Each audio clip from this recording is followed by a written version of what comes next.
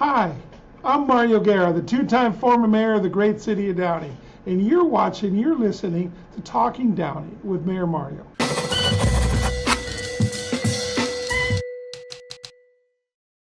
So welcome back. I'm glad that you're watching our show. We have a new little format that we're testing, and we hope you enjoy it. So today would be the recap that I normally do of the city council meeting and let you know what they did. First of all, I want to start off with, we have a really good council.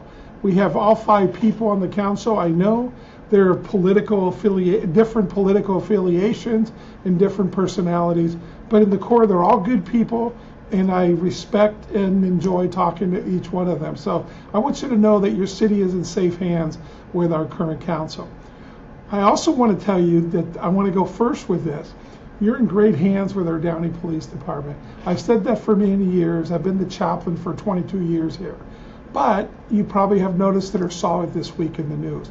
Our police department and our officers, they're always being proactive, looking to get the bad guy or drugs or different things in our city. Well, they made a police stop because of tinted windows not too long ago. As it turns out, inside there was a lot of drugs, which led to a lot more drugs, which led to the home of somebody, part of a cartel of drugs. So let me list some of the amounts of drugs that they were able to confiscate. On there, 50 pounds of fentanyl, 50, which by the way makes about 14 million pills, 14 million pills. And worth about $55 million out on the street. And there was enough volume, if you will, to have killed every single person in LA County. So congratulations to the Downey Police Department. All your vigilance always pays off. We're so proud of you. This week, the California Attorney General and the Los Angeles County District Attorney held a press conference along with our police chief, Scott Lochner, and some of our other top management. We're so proud of our Downey PD. They continue to shine. They continue to show when you're an independent city that has its own police department, some of the great things that happen. So I wanted to go first. Thank you for that. That's made it great. And they did recognize that at the city council meeting last Tuesday. So a couple things worthy of note. Mayor Sosa talked and asked for a review of the audit for the homeless and saying, hey, where's that money going and how is it being spent? And everybody in the council seemed to agree to want to do that. There's a couple other things that were brought up, I think, of interest to our community. We're going to get the wall from Vietnam, the Vietnam replica. Gosh, I can't speak to this afternoon. The replica of the Vietnam War will be here from August 7th to August 10th. That's something we tried to do about 15 years ago, and it didn't work out. But this year they were able to get a replica of that, and it'll be at Discovery Sports Complex from August 7th to August the 10th. So that's something to look forward to as we come up now on March 29th is Vietnam Veterans Day, where we celebrate. It happens to be my birthday, just a coincidence, but we also celebrate our Vietnam veterans. And that era and that generation that went out there when it wasn't a popular war here in the States, but they did. They served and they represented us well. So God bless them, and we'll celebrate them. So the one big thing I do want to talk about, and that's one of the reasons that I wanted to get this show done very quickly, there's something very big going on in our city. You need to know about it. Okay, this will change how we vote or how we recognize or elect people in the future. This will have an impact on every single resident in the city of Downey, so it's very important. Which I'm glad on this public hearing at the end, Mayor Sosa did ask to table it and get a little bit more research on it. It doesn't mean it's stopping. So a couple months ago, we received a letter from this lawyer, Andrew Saraga. He was in La Mirada for several years. He was a mayor for about a month and then resigned, moved to Anaheim, ran for office in November, is now representing several of the people in Huntington Park, but he hasn't been a lawyer that long, or at least his law practice. But he sent us this letter, and we used to get a lot of these. It's the letters that, for like the ADA compliance. Somebody would go in and measure a bathroom, and you were half an inch, And they would send out these letters hoping that, you know, there'd be enough volume, everybody would settle, here's a couple of $1,000, let me go away. So he sent one of those type of letters for the city of Downey based on how our elections are run. The California Voter Rights Act, okay, says you have to try to be equal on everybody. As a matter of fact, I wrote down the 5 requirements of the California Voter Rights Act. Okay, it's got to be geographically continuous, so you can't have a district that's one part of the city, skips the middle and goes to the other part on there. It's got to be continuous. It's got to avoid division of neighborhoods. This is the California Voter Rights Act as it stands today. It's got to be easily identifiable boundaries, okay, and it's got to be compact. It's not to bypass any one group. And then the federal law says you shall not adopt any election district boundaries for the purpose of favoring or discriminating against an incumbent or a political party. Okay, so it's got to be sort of equal population and no racial gerrymandering. It literally says that. So Mr.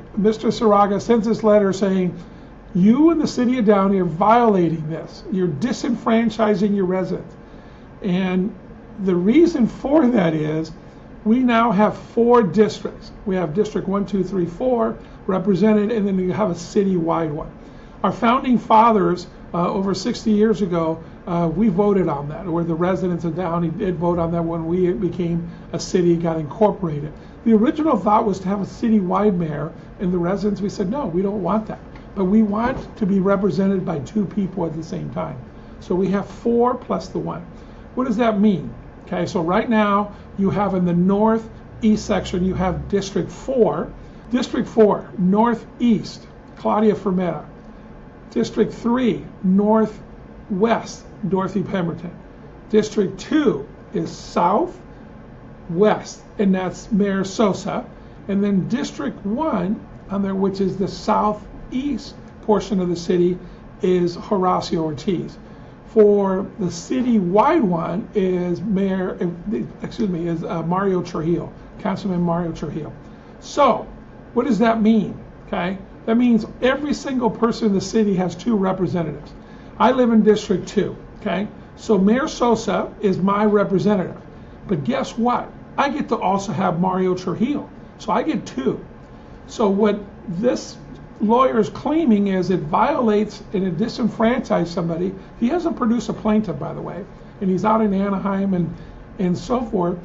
And he says we're disenfranchising it because we have a city-wide election, your district. So the way I look at it is, look, we're lucky we each have 2. If we made 5 equal districts, okay, by boundaries, I'm losing one. And the people are losing the opportunity. It's been made the claim that, it takes a lot of money to run in District 5, the citywide one. And I get it, because you've got to appeal to a lot of people. But that's politics. That's not policy. For policy, the smart thing is to have it the way it is. So, our city, on their bit, and we have a very good city attorney. I don't want to put him down. Mr. Funk is a very good guy. He was able to get rid of the gadflies at City Hall for a couple of creative legal challenges there. But he says, hey, we could be at risk because we have the citywide one. Okay, so we are basically looking at changing our whole system because of that. And the way I look at it is, right now, let's say it's taking away the choices of our residents. Because if let's say somebody in District 2 is a very good candidate, okay? And by the way, I can never run again. I'm termed out, so this has nothing to do with it. So please don't look at this as self-serving. Our charter is very clear. I've served my 8 years. I can never run again for Downey City Council. But let's say in District 2, you have Mayor Sosa. So he'll be coming up for election next year, and then he can win 4 more years. So let's say there's a really good person there that should run. Okay, there's a really good person that would do a great job in the city. He can't really run against an incumbent because, again, that's politics. It's very difficult to take out an incumbent unless they've done something wrong. In our city, we have really good people, so that most likely won't. So Mayor Sosa next year, from my opinion, he'll win again. Okay, so somebody there that wants to run, wants to give up their time, can't run for another 6 years. But guess what? Under District 5, they can run again when that seat is open. So you have a couple of choices. The same thing in District 4. District 4, Claudia Fermenta is termed out. So next year will be her last year. So somebody that wants to run in there, and then somebody else can want to run in District 5. My point is, it takes away our choices. So at the council meeting, the council people, they were all talking about it in discussion. And one of them said, look, we basically have two choices from what our city attorney told us. We can go to city-wide mayor, or we can go to the 5 district. Is that correct? And he goes, yeah, and basically that's it. I say that's wrong. Don't do that, okay? You have a third choice, and that choice is to push back. The choice is to do nothing, okay? To basically say, we like the way it is, we think it complies with the law, there's a chance that it might, but then look to change that. But you can't change our whole system because this one lawyer threatened to us. He hasn't filed suit on us. And yes, we might have to spend, a couple bucks to do that, but let's keep it the way it is instead of going to this gerrymandering of these 5 districts and complicating things we don't have to. Now, here's the case in point, and it was brought up at the council meeting. I guess Santa Monica has citywide one. They've been fighting it for years, and they spend a lot of money, doing that. So I'm not quite sure why or how that's going to end up. But they did bring up, and all the consultants brought up, we're special. There's only one other city like us in the state, and that's in Oakland, where you have council districts, and then you have one council district that's citywide. So it's already there. So I don't know why Oakland hasn't, quote unquote, been served or underrepresented. I'm not trying to compare us to Oakland. But here's interesting is, last week the city of Cerritos had an election. They elected 3 new people to their council. And guess what? They're all citywide. So why isn't Cerritos, is it just because the lawyer never got around to sending the threatening letter, which I don't believe that. But Cerritos has had this for many years, and that's even more distinct than what we have. Nobody can say that in Downey you're disenfranchised, underrepresented, or don't have an elected official.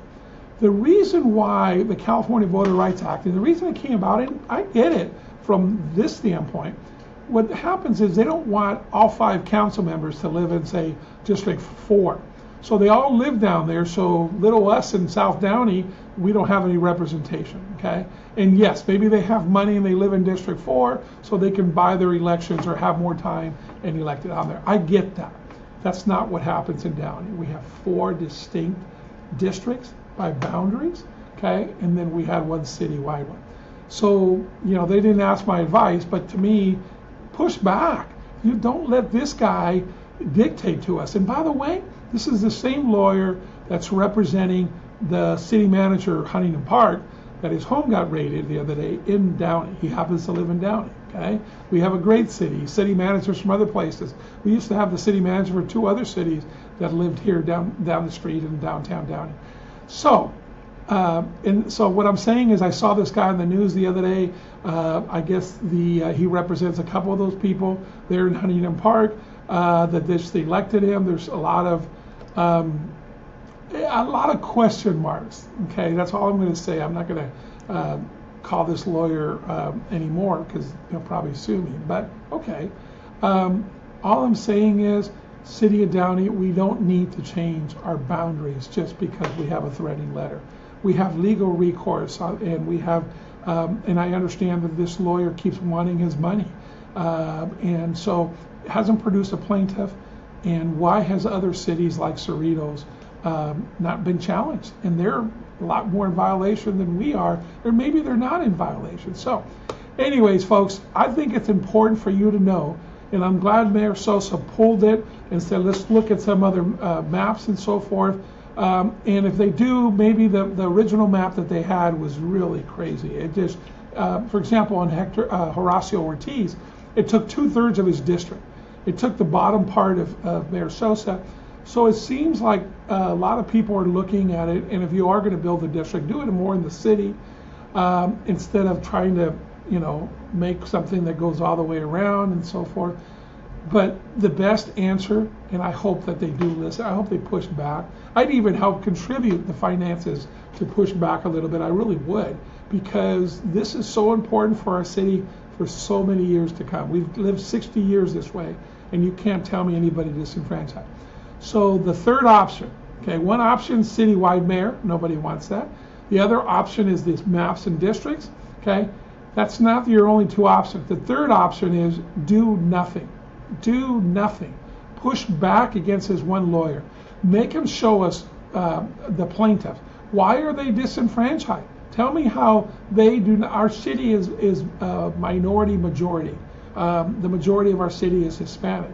So there's representation in every single district, and as the way it is now. So anyways, I'm going off longer and longer on his.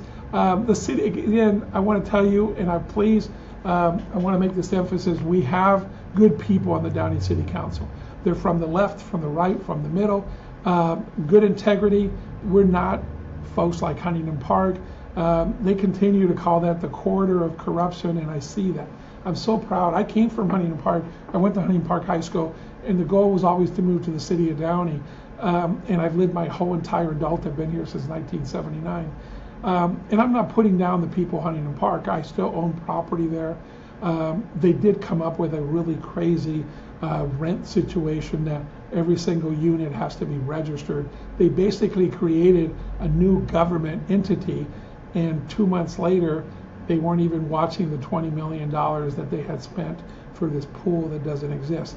So shame on them. They created this thing thinking it's going to be great for tenants just in the last couple of months, and yet behind closed doors or the back part, they weren't taking care of the real millions of dollars that disenfranchised their residents. So anyways, I'm getting off my high horse. But several local cities in Southern California, especially in the Southeast area, seem to have these issues, and they keep coming up over and over. Downey is not one of those issues. We have great elected officials. We have good people in our city that are watching the store, watching what happens on there. They're engaged and involved. So I think that's always going to be the mantra for the city of Downey and all the good things on there. Our city manager read a letter the other day from somebody that had just moved here from Long Beach a couple years ago and said, called code enforcement. I happened to see them come and respond to that. I'm so glad I moved to the city of Downey. So there's a lot of that. And we have our own police, our own fire, our own amazing school district. We have, 30 some odd churches, and we have 14 service organizations. I love bragging about the city of Downey. So don't mess this up. Why is this important? And it's not tomorrow. None of them are going to go. This election won't be until 2028. But for our kids and our grandkids, this is going to have a huge impact. Think about it. 10, 15 years from now, when you have only one person that can run from that district, our safety net has always been that you can put somebody else in from District 5, you can run. This way is going to block that. It's really, really a bad idea. And obviously it's worked for us for the last 60 years. So my comment is push back, do nothing, continue the way it is, and keep Downey shining. It's a beautiful place. And I've said enough. I got on my high horse. If the council, if you're watching this, I respect you. I have a lot of admiration for you guys all as an individual. In this case, please do the right thing, and the right thing is to do nothing. Okay? And Mr. Funk, John Funk, our city attorney, good man and so forth, I know you have to advise them of all the risk. I think this is being risk adverse. I totally get it. But you know what? There's things that are more important for us, for the longevity of our city. We're going to look back at this, and whatever passes here, on the 10 or 15 years from now, saying, oh my goodness, how did we ever get to this? Didn't we have a better system? And we did.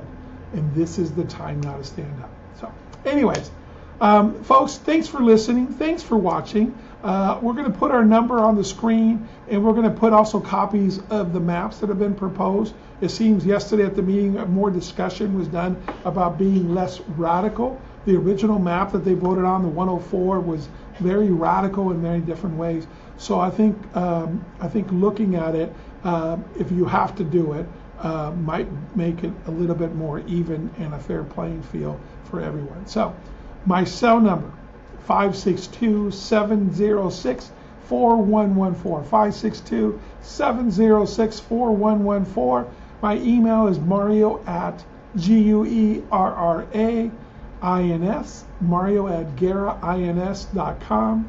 And I look forward to hearing from you. We're going to continue to have these discussions. We're going to continue to report on the city council meetings. We're going to continue to report on the new things happening in Downey, the new things coming to Downey, and all the different events. And I'll continue to have guests and hosts here. I'll reach out to our police chief. I'll reach out to our city manager and have discussions about what's going on in in the city of Downey. Also, keep your eye on the Downtown Downey Association. They're doing some great things. The downtown is alive and well with a lot of activities planned, and there's a lot of good people that are working hard. And the Downtown Downey Association is people that are taxing themselves, property owners, taxing themselves to make something better in our downtown. So, God bless you. Thanks for watching. Thanks for listening. Talking Downey with Mayor Mario.